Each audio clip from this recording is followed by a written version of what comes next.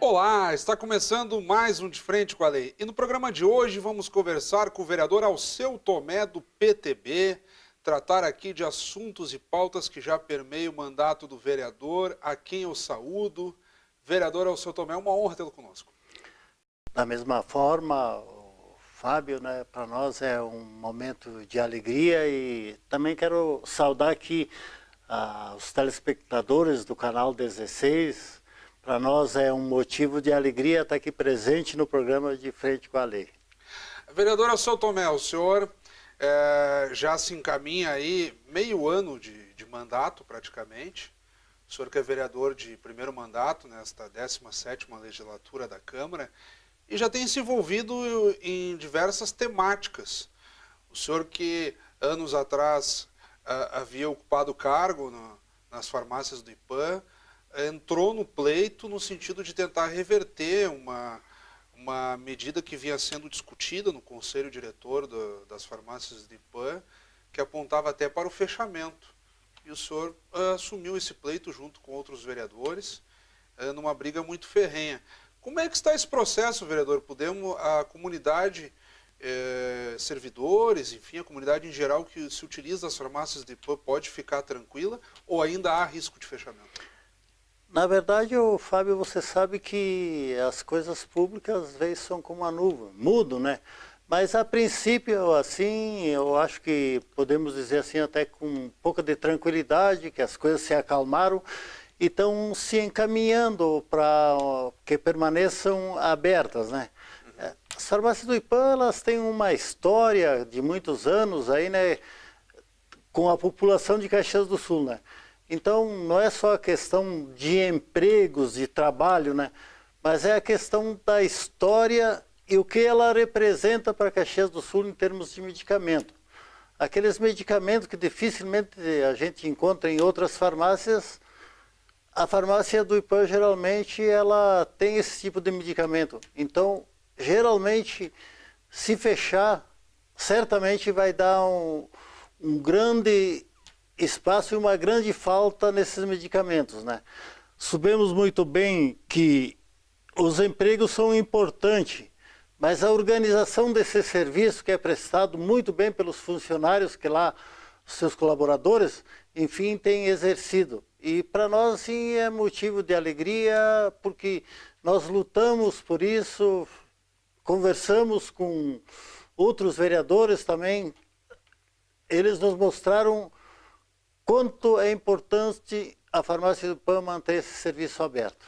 Vereador Alceu Tomé, na sua opinião, o que pode influenciar no sentido também legal? Porque havia uma discussão com o Ministério Público a partir da qual o município teria que readequar também o formato jurídico das farmácias do IPAM. Isso também está superado já ou ainda faltam alguns ajustes? Tu sabe que a questão, assim, para ajustar também não é bem fácil. A gente passou por ali, a gente sabe que depende de junta comercial, de Ministério Público, né? Então, para tu trocar ela para a sociedade anônima, ela requer certos requisitos. Hoje a gente sabe que alguns, porque para ela ser SA, né, tem uns 4 ou 5 sócios, né, que acompanham a farmácia do IPAM.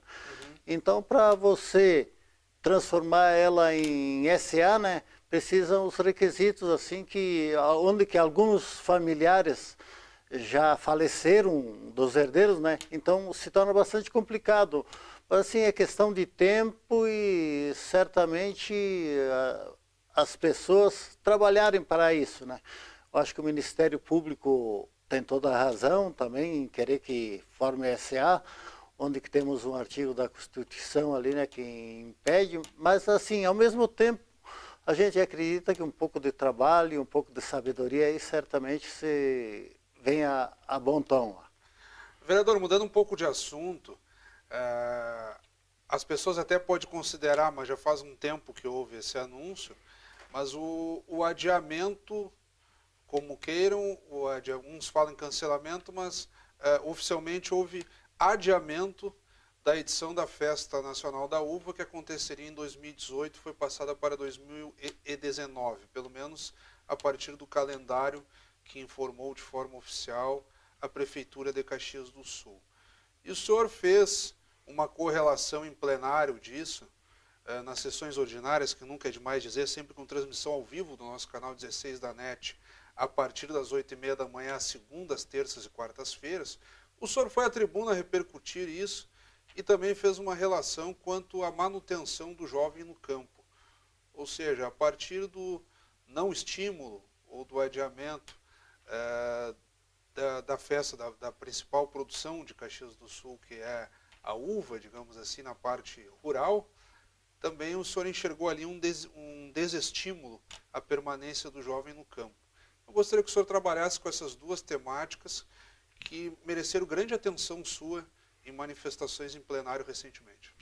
Na verdade, são duas coisas assim, bastante distintas, né? Mas até pode haver até alguma correlação nesse sentido. Mas assim, a festa da uva, a gente alertávamos, né, meados de fevereiro, aí, quando nós tivemos a oportunidade de falar em plenário, né, da questão da festa da uva. A festa da uva é o que representa a nossa cidade, que tem a nossa história, que fez com que os nossos antepassados, agricultores que chegaram aqui, promovessem a questão da uva. E, enfim, com a festa da uva também se disseminou a cultura, né? Onde que hoje, assim, está bastante desestimulado. E nós, assim, pensávamos que essa festa era coisa que certamente não iria passar esse ano aqui, até pela questão de calendário. Mas, infelizmente, as pessoas tiveram esse pensamento de adiar essa festa, mas certamente a nossa comunidade, eu acho que perdeu, o emprego perdeu, Caxias do Sul dá a impressão que ficou um pouco menor, né? A gente sabe que a festa da uva requer muito trabalho e geralmente tem algum gasto, né? Mas eu acho que a comunidade sempre que foi a principal colaboradora em criar a festa comunitária da festa da uva, né? Então, onde que a gente via as pessoas vindo querer mostrar o que queria ajudar e achavam que a festa da uva, por ela ser comunitária, sempre teria um espaço para toda a comunidade. E, vereador, então o senhor entra naquele grupo de posicionamentos de que, apesar da crise, deveria se fazer a festa, então, mesmo que fosse em porte menor, é mais ou menos por aí? Olha, nós tivemos até algumas palestras aí, né, sobre esse tema, né? Uhum. E nós ouvimos falar de pessoas que, em época de crise, a gente tem que agregar e trazer as pessoas para a comunidade para poder fazer essa festa e trazer empregos, renda, mostrar a cultura. Então, certamente, se tivéssemos a festa, né, até os próprios agricultores, né, que poderiam vender a sua uva, né, são em torno de 200 toneladas, que é uma boa quantidade, né, e era mais renda para os agricultores, né. Quando o senhor fala em 200 toneladas, o senhor está se referindo à média que se acredita que foram distribuídas 200 toneladas de uva na edição passada de 2016. Vereador, o senhor fala em incentivo ao agricultor. Nós retomamos lá minha primeira pergunta quando eu tentei fazer uma relação dos seus mais recentes pronunciamentos em plenário. Festa da uva, e o senhor já fala dizendo o seguinte: olha, ela estimula também a nossa produção agrícola, como não poderia deixar de ser. E aí nós recorremos a uma pauta que o senhor insiste, como é de praxe com os vereadores de origem rural, a manutenção do jovem no campo. Por que está tão difícil, vereador? A gente fez um estudo, assim, não breve, né? Mas assim com autoridade, com pessoas que são ligadas a esse meio rural. Então o desestímulo lá, a gente pesquisou e ficou sabendo, até para mim foi um número até considerável, né, que no estado do Rio Grande do Sul, 50% dos jovens não têm interesse em permanecer na agricultura. Onde que na nossa região em torno de 30%. Então são vários motivos, né, que o jovem hoje, se ele vier para a cidade, ele vai ter férias, vai ter aquele trabalho fim de semana, o descanso, um trabalho não tão puxado, geralmente o trabalho é dentro de uma empresa, né?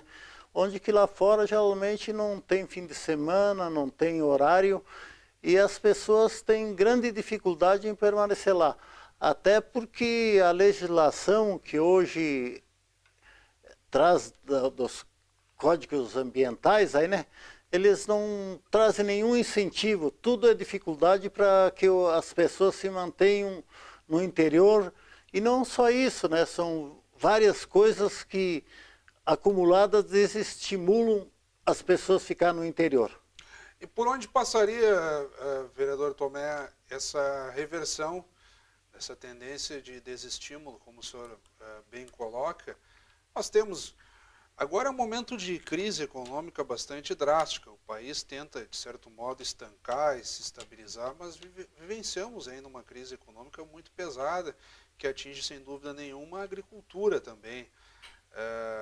Mas muitas linhas de créditos já foram feitas, há os cursos técnicos, mas como o senhor coloca, ainda assim é muito complicado. E o jovem tende a considerar mais atrativa a vida na cidade do que necessariamente no campo.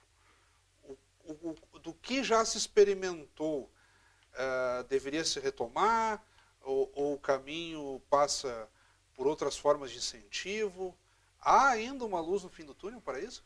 Tu sabe que eu sempre acredito na agricultura, até porque se olharmos hoje no país, né, mesmo com a crise, a nossa agricultura tem segurado o trabalho, né, e a produtividade, né, tem aumentado nos últimos anos. Mas a nossa região também ela tem um porém, né? A nossa região, a máquina geralmente tem dificuldade em se trabalhar, a questão do terreno acidentado e propriedades pequenas, né? Uma agricultura mais familiar, né? Mais familiar, e a dificuldade às vezes até em conseguir crédito e a questão de terras, né? Então geralmente são pequenas propriedades e elas estão inibindo. A gente até percebe que estão migrando, né? Assim, alguns agricultores aqui para a nossa região de São Francisco de Paula, até Vacaria. Então a gente percebe que, Bom Jesus, então a gente percebe que o nosso interior aí, aos poucos, está virando uma mata, né? Então a gente percebe também da dificuldade, depois de tu poder cortar a mata, assim, é um regramento muito grande, muito difícil, onde que o pequeno agricultor ele fica desestimulado. Vereadora Sotomé, nós estamos chegando na reta final do programa. No que eu devolver a palavra para o senhor, começarão a aparecer na tela os seus contatos para quem nos acompanha neste momento, até para que o senhor receba críticas, sugestões, elogios. Eu peço que o senhor também se despeça de quem nos acompanha e toque brevemente em algum ponto que não abordamos até aqui ou que o senhor ache necessário ainda complementar. Olha, nós ficamos agradecidos aí pela parte que tivemos aí, né, e a todas as pessoas que tiveram a bondade de nos assistir aí e que entendam a nossa situação, que às vezes a gente faz crítica, mas no intuito de querer melhorar, né? O nosso muito obrigado e Deus ilumine a todos aí. A honra foi toda nossa, vereador. Acabamos de conversar então com o vereador Alceu Tomé do PTB. Obrigado pela audiência, até o nosso próximo encontro.